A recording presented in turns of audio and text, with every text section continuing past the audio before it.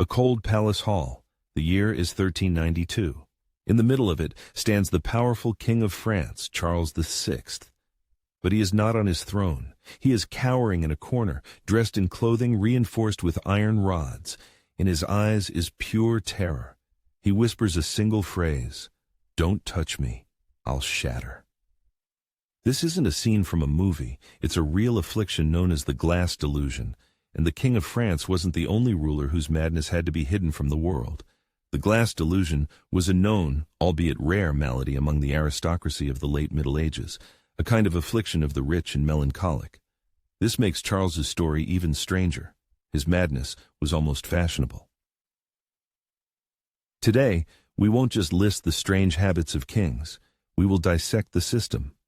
We will show how entire nations functioned when their leader lost touch with reality. We'll explore the ingenious and horrifying methods used to maintain a theater of normalcy and what happened when that theater collapsed. Imagine a pilot losing their mind mid-flight. The crew must not only secretly seize control, but also convince 300 passengers that everything is going according to plan. For centuries, royal courts did exactly this, but on the scale of entire nations. You will learn why one emperor declared war on the sea and made his horse a senator. How courtiers ran a country for years in the name of a sleeping monarch, and most importantly, how to recognize the warning signs that are still relevant today. These stories are not just historical anecdotes. They are extreme case studies in the psychology of power, now studied in business schools and military academies like West Point. To understand the limits of the human mind under the pressure of absolute power, take Charles VI. Before becoming the Glass Man, he was Charles the Beloved, a young, energetic, and popular ruler loved by his people. But everything changed on a sweltering August day in 1392 in a forest near Le Mans. A ragged man ran out of the thicket and shouted, "King, you are betrayed." For Charles, this was the trigger. He drew his sword and attacked his own entourage, killing several knights before he could be disarmed and restrained. This wasn't just fear. It was an absolute physical certainty of his own fragility. Imagine living with the feeling that your bones are made of bohemian crystal. Every touch, every embrace threatens to shatter you into 1,000 pieces. For months, Charles wouldn't change his clothes, fearing they would grind his body to dust. The tragedy was compounded by his periods of lucidity. He would become aware of his condition, weep, and beg for forgiveness in terror, making his subsequent relapses all the more agonizing for everyone. The entire Louvre was transformed into a giant, velvet and gold-lined asylum. Soft cushions were placed everywhere. Sudden movements were forbidden. Servants moved like shadows. It was a theater of the absurd where the greatest aristocrats of France learned to walk on tiptoe and speak in whispers lest they break their king. For a moment, put yourself in the shoes of his advisor. The king issues an order, but you know he is mad. To obey it is to harm the country. To disobey it is to commit treason. There is no right answer. This isn't a theoretical problem. This was the exact situation faced by the Dukes of Burgundy and Orleans. They waged a bitter struggle for the regency, where every decision was not just a choice, but a move in a deadly political game, using the king's madness as a weapon against each other. Chaos breeds chaos. On January 28, 1393, the court held the Ball of the Burning Men in an attempt to cheer the monarch. Several courtiers dressed as wild men in costumes of linen soaked in resin and covered in feathers. They became walking torches when the king's brother brought a flame too close. They burned alive before the entire court. Charles himself miraculously survived when the Duchess of Berry, thinking quickly, covered him with her voluminous dress and extinguished the flames. This horror only plunged him deeper into madness. But the fear of shattering is one thing. What if a ruler doesn't see himself as fragile, but as a god? That madness is far more dangerous. We now move from a power vacuum to a power black hole, one that sucks in all morality, logic, and reality itself. The Roman Emperor Caligula asked himself a simple question. If I can execute anyone, seize any property, and no one can stop me, how am I different from a god? He found no answer. Modern psychologists call this hubris syndrome. Neurologist and politician David Owen, who studied it, concluded that absolute power acts on the brain like a potent drug, destroying empathy and critical thinking. Caligula had a fatal overdose. His madness wasn't chaotic, it was performative. When he appointed his horse, Incitatus, as consul, it wasn't the rambling of a madman, it was spitting in the face of the entire Roman aristocracy. He was showing them that his horse was worth more than the whole Senate. When he ordered his legions to attack the sea and collect seashells as trophies, it was a declaration of victory over nature itself. But there's a detail.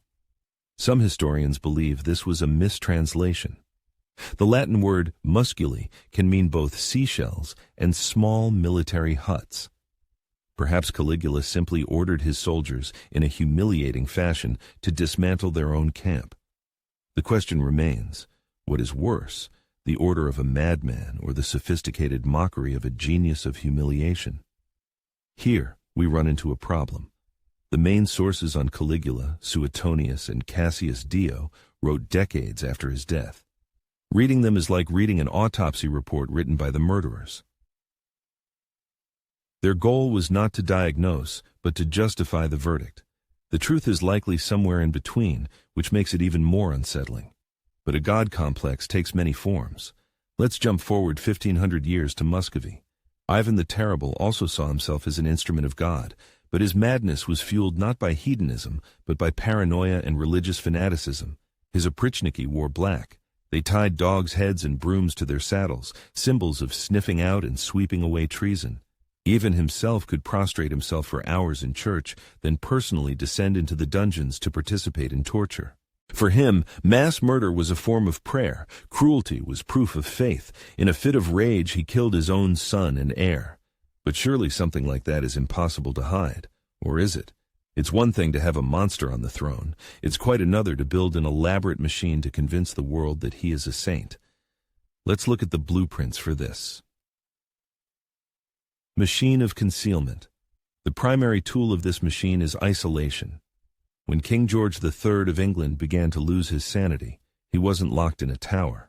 He was simply taken away to the remote Kew Palace. The official story for the public: the king is resting, he has a cold or gout. Modern researchers believe George suffered from either porphyria or bipolar disorder. His physical removal allowed the system to function without him. This is the royal version of rebooting a broken device.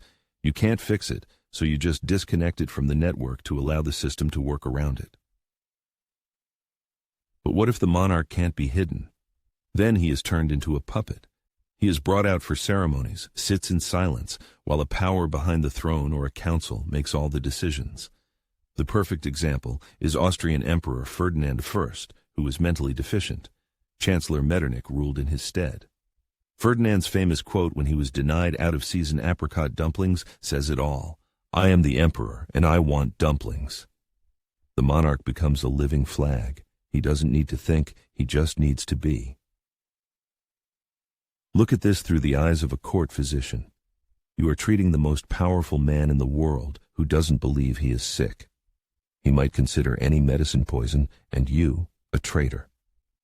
Dr. Francis Willis and his sons treated George III with methods of moral management, which included straitjackets, gags, and being strapped to a chair.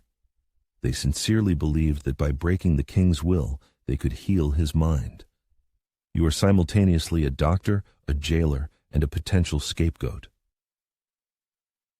The most ingenious method is not to fight the madness, but to integrate it into palace etiquette. It's like a bug in a video game that the developers declare a feature. The madness becomes the new rule of the game. If the king believes he is a bird, a golden cage is built for him and called a new pavilion. If he talks to imaginary people, courtiers bow to empty space. When Juana Wars of Castile, nicknamed the Mad, traveled for years with the coffin of her dead husband, the court was forced to interpret this not as necrophilia, but as an act of supreme piety. A clever advisor to a mad king works like a lightning rod. He doesn't try to stop the storm of paranoia. He directs its strike into a safe or even advantageous channel, whether it's an unsuspecting noble family or a neighboring state. This way, the ruler's bloodlust is sated and the nation is united against a common threat. But a theatrical set, no matter how lavish, remains cardboard and paint, and a single gust of reality's wind can blow it all down. That gust of wind had a name, Agincourt. While France tiptoed around its glass king, the English were marching across its land. The power vacuum in Paris was an invitation to them. The price of Charles's madness was national humiliation. This culminated in the Treaty of Troyes in 1420. In it, Charles VI, a puppet in the hands of his court, disinherited his own son, the Dauphin Charles. He declared King Henry V of England his heir. The mad king literally gave his kingdom to the enemy. For Ivan the Terrible, the set collapsed after his death. A system built on fear is not viable without its creator. By killing his heir, Ivan the Terrible left the throne to his feeble-minded son, Fyodor. After Fyodor's death, the Rurik dynasty ended. The country plunged into the chaos of the time of troubles. This gave rise to the phenomenon of impostors, the false Dimitris, who seized the throne, proving that the center of power had been completely destroyed. Sometimes, the system doesn't wait. It tears down the set itself. Tired of the humiliation, Caligula's Praetorian Guard decided to amputate the problem. The conspiracy was led by the praetor Cassius Chaerea, whom Caligula constantly humiliated by mocking his high-pitched voice. The emperor was stabbed to death in an underground corridor of a theater, sustaining more than 30 wounds. Immediately after, his wife was killed, and his 1-year-old daughter's head was smashed against a wall. The system didn't just remove the tumor. It cauterized it with a white-hot iron. These stories are separated by centuries, but they share common patterns. As Mark Twain said, history doesn't repeat itself, but it often rhymes. The rhymes of a power's collapse sound frighteningly similar in any era. So let's learn these verses. Here are those verses. This isn't just historical analysis, it's a diagnostic toolkit for assessing the health of any system of power, from a monarchy to a modern corporation. So how do you recognize that the system is sick? Here are 3 key symptoms that have repeated throughout history. First, the leader stops receiving bad news. He surrounds himself only with yes-men. This creates an information cocoon. The first casualty of absolute power is the truth. This mechanism led to the downfall not only of empires, but also of giants like the Enron Corporation. Second, any failure or criticism is explained not by mistakes, but by the schemes of enemies and conspiracies. Paranoia becomes state policy. The system stops using a compass and starts using a divining rod to find witches. Every problem is the result of malicious intent, not circumstance or incompetence. Third, maintaining an external image and performing rituals become more important than solving real problems. The theater completely replaces reality. The entire system turns into one large Potemkin village. The state's dashboard shows all systems are normal, while the engine is already on fire. And finally, the ultimate question. What do you think is truly more terrifying for a country? An obviously madman on the throne like Caligula, whose actions are visible to all? Or a perfectly functioning theater of normalcy that for years conceals the fact that the throne is actually empty? Write just one word in the comments, tyrant or facade. Let's see what we fear more. And consider this, a tyrant can be overthrown. But how do you overthrow a system that has no head, only a flawless imitation of one?